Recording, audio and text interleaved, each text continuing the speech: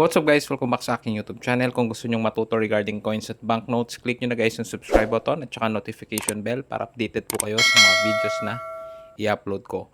So yun guys, pag-usapan natin itong mga Japanese invasion money or Mickey Mouse money. So sa mga iba po, ito yung tinatawag nilang parang pera ng mga Hapon nung panahon po dito sa Pilipinas, no. So may mga iba't ibang denomination po ito. And noong 1942, yun po yung unang taon na na-print po, no, yung first series. So may mga iba't ibang denomination po 'yan.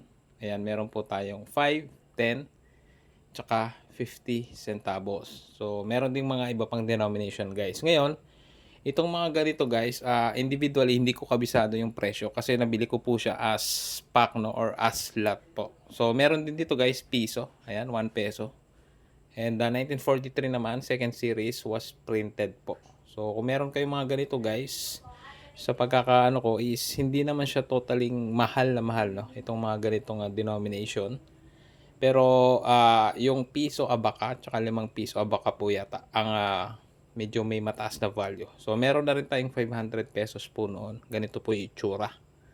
Ayan. Tapos, meron din po tayong 1,000. Ayan. Ito 500 tapos 1,000 po. Ngayon guys, itong mga ganitong third series naman is 1945 po ginawa. Itong mga ganito. So, itong mga banknotes po na ito is napakalaking part ng ating history, no, ng mga panahon po ng mga Hapon. Ngayon, hindi po ako bumibili nito, guys.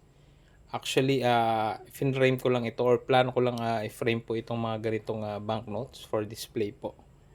Ngayon, yung iba naman po kasing mga bumibili nito, minsan nagpo-post po na naghahanap po sila ng mga ganito. Pero yung value po is hindi naman po ganun kalaki. Kasi halimbawa po ito, ilang banknotes na po ito pero nabili ko lang siya ng around 1.7 po.